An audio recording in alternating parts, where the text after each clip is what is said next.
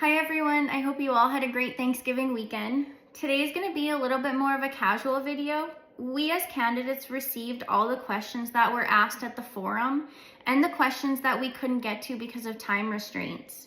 So today I'm just going to be going through all those questions. I hope this highlights my commitment to transparency, communication, and making sure that everybody's voice does matter. So let's jump right in because there's 28 questions.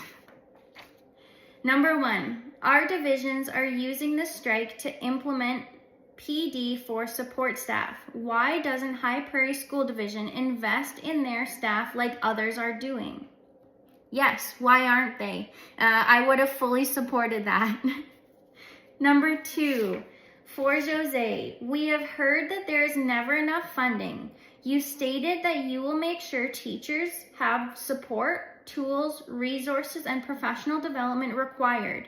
Moving forward, if you were elected, what is your plan to ensure the funding to support that claim?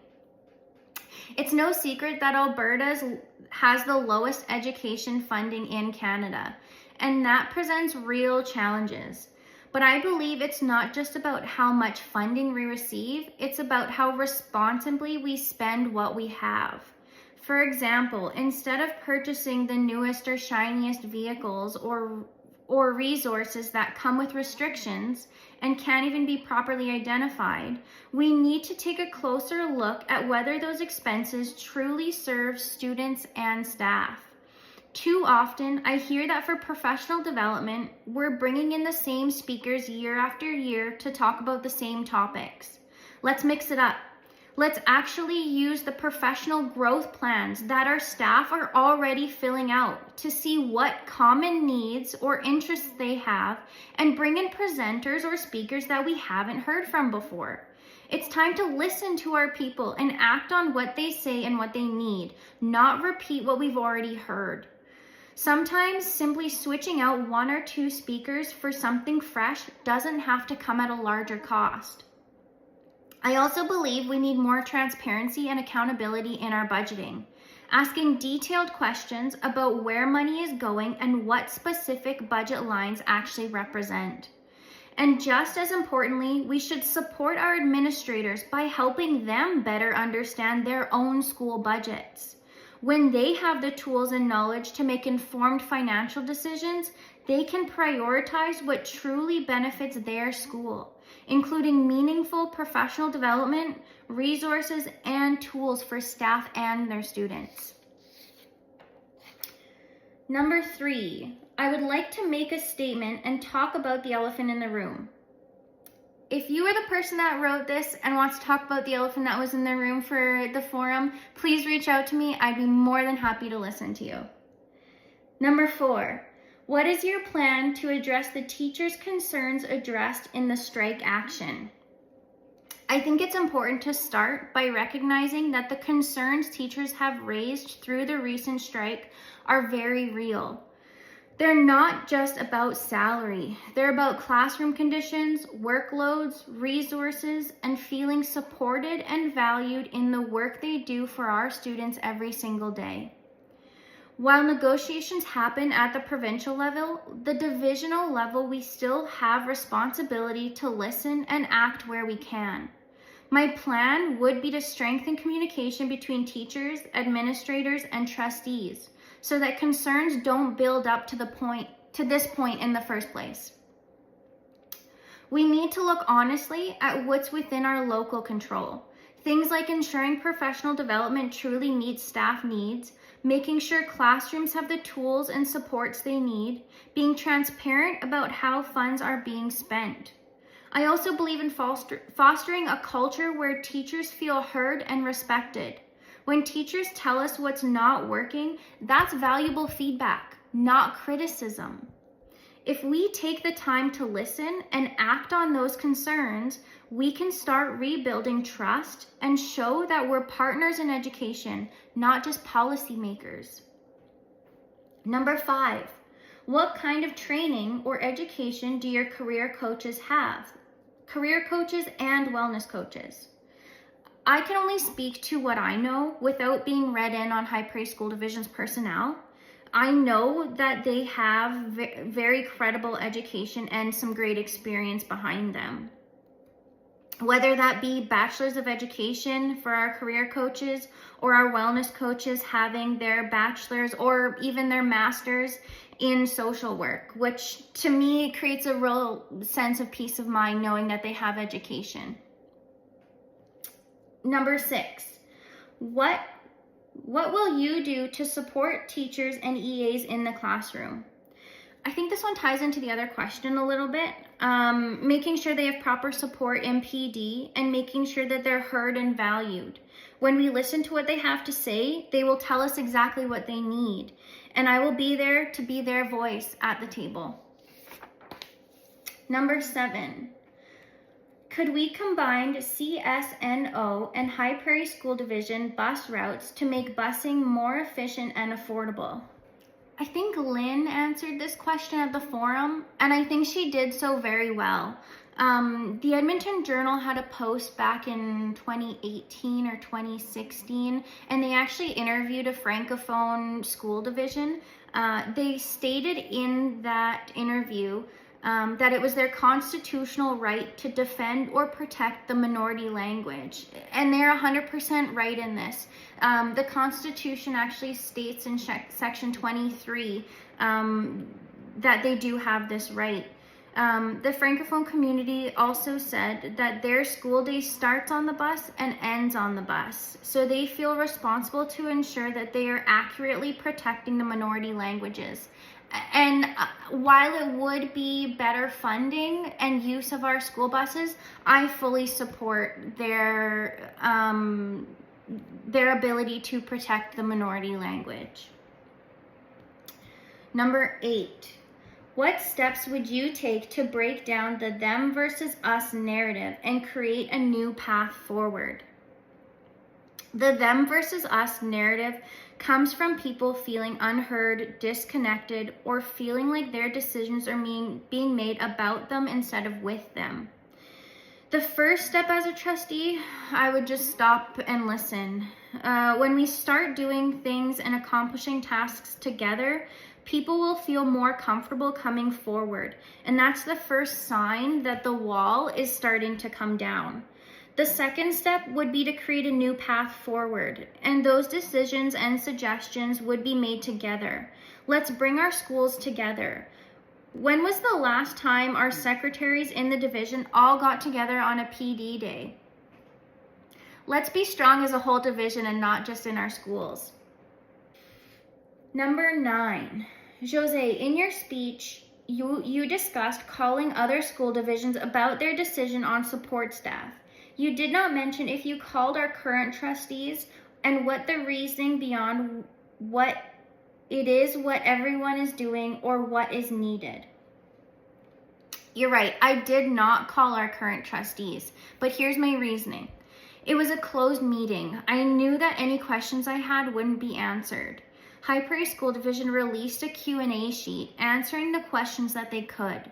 If my question wasn't a specific one on that released paper, the answer I would have got was the same one that we've seen at the forum.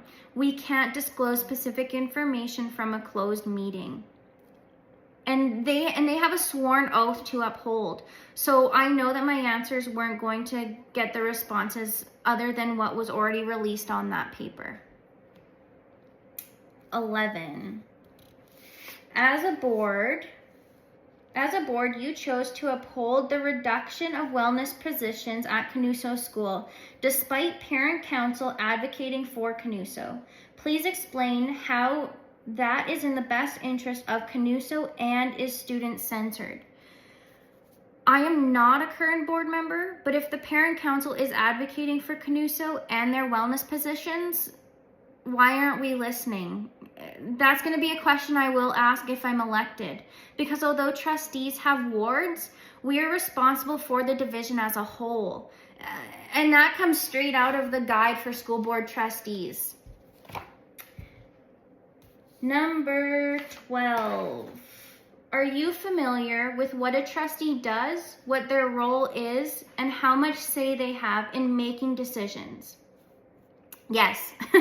Even before submitting my paperwork, I did all the research I could. I printed countless documents, read the procedures on High Prairie School Division website, and made sure that the change that I am seeking within our division is well within the realm of what I can achieve as a trustee, which is simply bringing back respect and what's best for the students and our communities.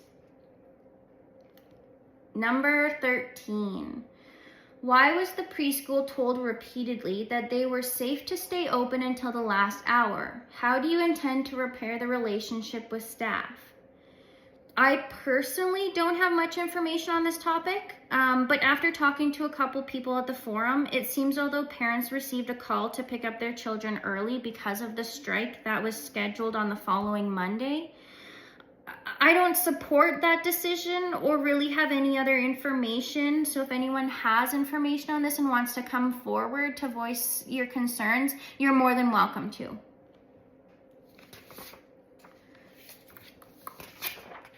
Number 14, the strike. The decision to lay off EAs and other support staff feels like this is to sow dissension between this group and teachers. What are your thoughts?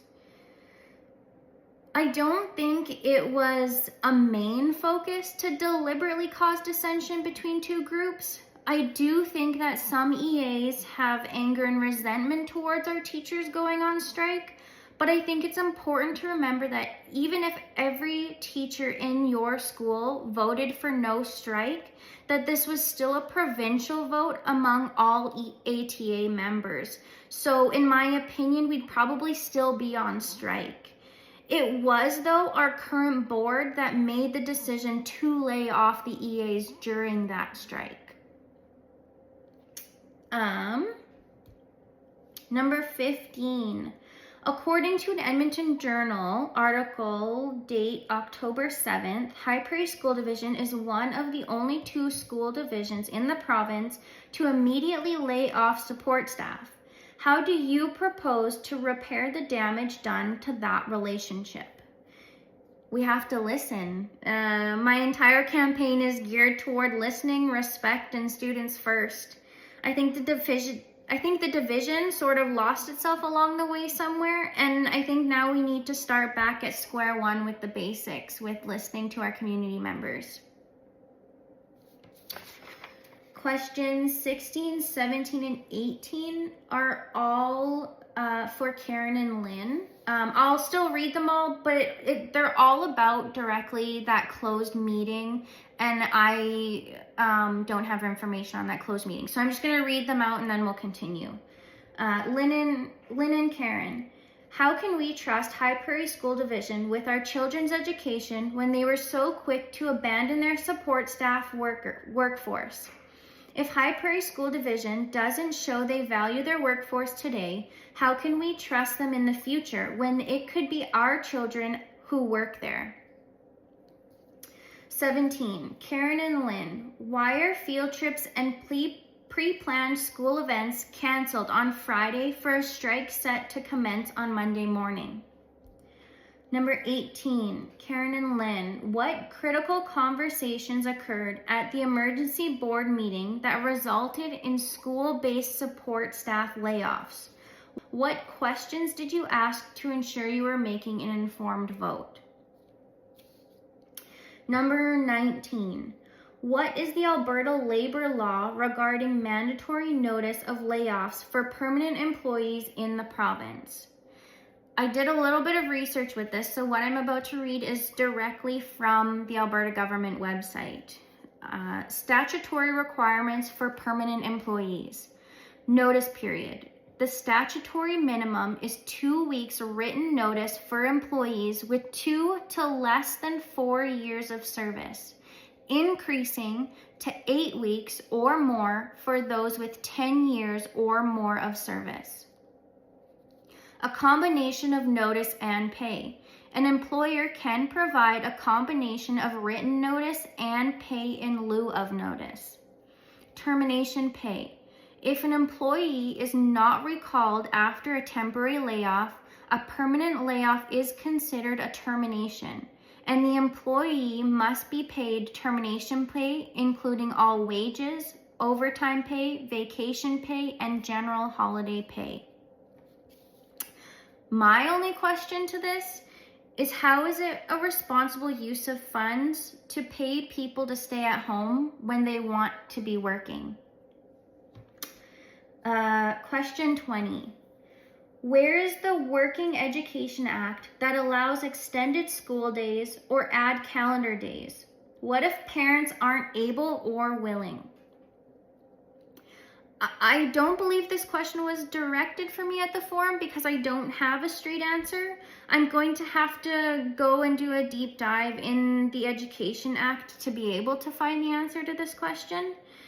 But this question does raise other questions that I have, including, what about diploma exams? If our board extends the calendar, how is that going to help any, if at all, if our diploma exams provincially are still scheduled at the same time? What about staff? Is our staff going to want to be laid off for 2 weeks to only get 2 weeks added to their summer break, or maybe lose a fall break or a spring break somewhere in there? How's that going to affect our staff? What about students? They're already tired at the end of a regular school day. If we want to extend the school day an hour or 2 hours to try and make up for this time, how exhausted are they going to be at the end of a week? 21. This one was also directed to Karen and Lynn. What steps have you taken to support and advocate for support staff leading up to October 6th?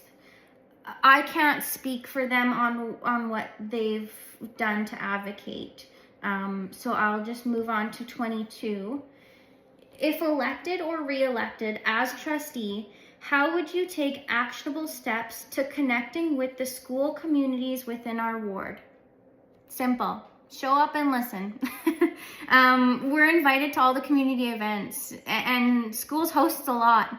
Whether that's taking a walk in the Terry Fox Run, color night, pancake breakfasts, elementary graduation, or grade 12 graduation, we need to be committed to being in our communities and going to those school events. 23. How will High Prairie School Division market itself to attract and retain teachers, EAs, and support staff?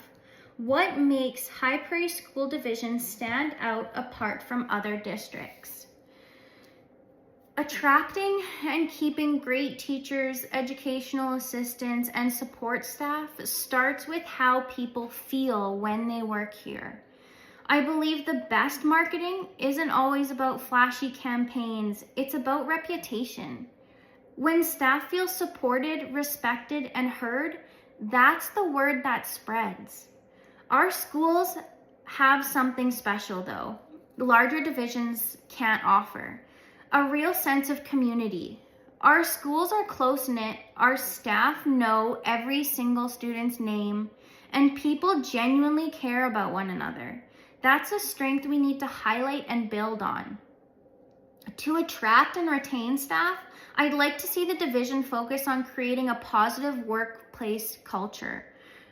One where professional growth is encouraged, ideas are valued, and communication flows both ways. People stay where they feel valued. If we continue to listen to our staff and act on their feedback, High Prairie School Division can stand out as a division that truly supports its people, not just in words, not just in Facebook posts, but in the actions that we take. 24. Given that the superintendent is the board's only employee, what quantitative measure or key performance indicators guide your evaluation of their success in meeting the division's objectives? As a candidate, I recognize that the superintendent is the board's only employee, and evaluating their performance is one of the most important responsibilities the board has. While I'm not currently a trustee, key performance indicators could include student success data, improvement in literacy and numeracy outcomes, staff satisfaction, retention rates, budget responsibilities, and progress on planned initiatives. But just as important as numbers are, the relationships are just as important. How effectively the superintendent communicates with staff, supports administrators, and builds trust within our division. Ultimately, I believe in using both quantitative data and qualitative feedback to get a full picture. Success shouldn't just be about ticking boxes. It's about whether the superintendent's leadership is moving the division forward in a way that reflects our values and strengthens education for all of our students. 25. Josee, as a trustee, how does the High Prairie School Division support the Francophone population and families in a minority setting? As someone who truly values Francophone culture and comes from a French-speaking family, I believe it's crucial to support our families in meaningful ways. It means listening to families about what their needs are, whether it's communication in both languages, cultural events, or more collaboration with Francophone organizations, and we should be open to all those ideas. Even in a minority setting, we can celebrate and strengthen our French identity by promoting bilingualism, supporting staff who bring that language, and making sure that our Francophone students feel proud of who they are and where they come from. When we do that, we're not only supporting one group, we're enriching our whole community. I do know our schools work hard to ensure Francophone opportunities, like attending the Carnaval de Saint-Isidore and field trips to French movies. Maybe the first step or the next step is to collaborate with Héritage and Falaire to bring a new Francophone event to town. 26. Why should you be one of the 2 trustees? I bring a genuine commitment to listening, learning, and representing our community with honesty and fairness. I've lived here my whole life. I know our families, I know our schools. I'm not just running for a title. I'm running because I care about ensuring every decision made at the board table reflects what's best for students, staff, and our communities. I want to bring more transparency, ask the tough questions about spending and priorities, and make sure people directly affected by those decisions have a voice. I believe in collaboration, not the them versus us. I want to help rebuild trust across our division by focusing on respectful communication and responsible governance. At the end of the day, I'm not here to just push an agenda. I'm here to represent the people, to be approachable, to be accountable, and to always keep our students at the heart of every decision. That's what I'd bring as a trustee.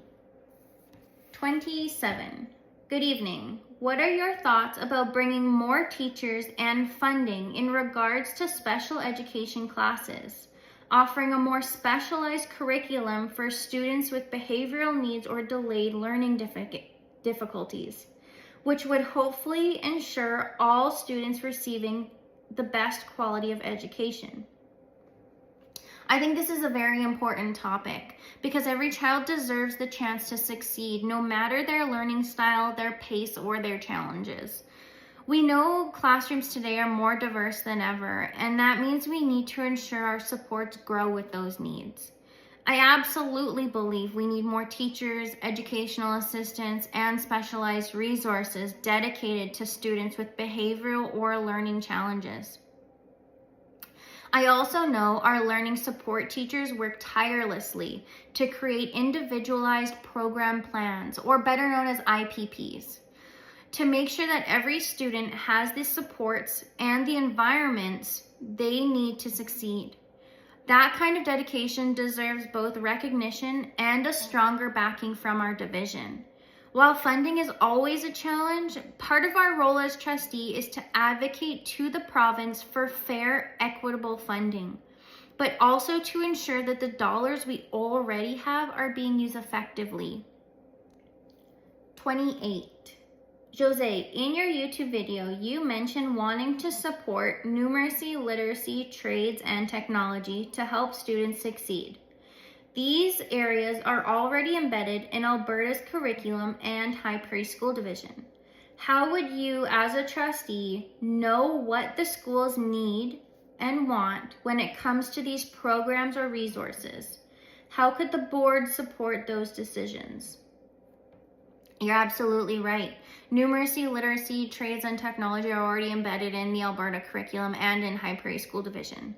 I believe there's always room to strengthen how those areas are supported and delivered. And that starts with truly understanding what each school needs. One of the ways I stay connected to those needs is through my involvement with the Educational Foundation. One of our schools in our ward, we volunteer at a casino to raise funds that go directly towards supporting student opportunities. This includes sending girls to the Girls Exploring Trades and Technology event in Edmonton. And it's something I've done above and beyond my previous role as a staff member, and it's something I'm going to continue on doing. It's given me valuable insight into what schools and parent committees are asking for. As a trustee, I would continue to build those relationships by listening to administrators, teachers, parents, and even students about what's working and where gaps exist. Every school's needs look a little bit different, and that's why open communication is so important. As a board, we can look for creative partnerships, grants, and community opportunities that stretch our resources even farther. That was the last one. Okay, thank you so much. Regular voting is on October 20th at 3 locations from 10 a.m. to 8 p.m. The MD of Smoky River office, the McLennan Legion, number 153, and the Jean Cote Community Hall. Happy voting!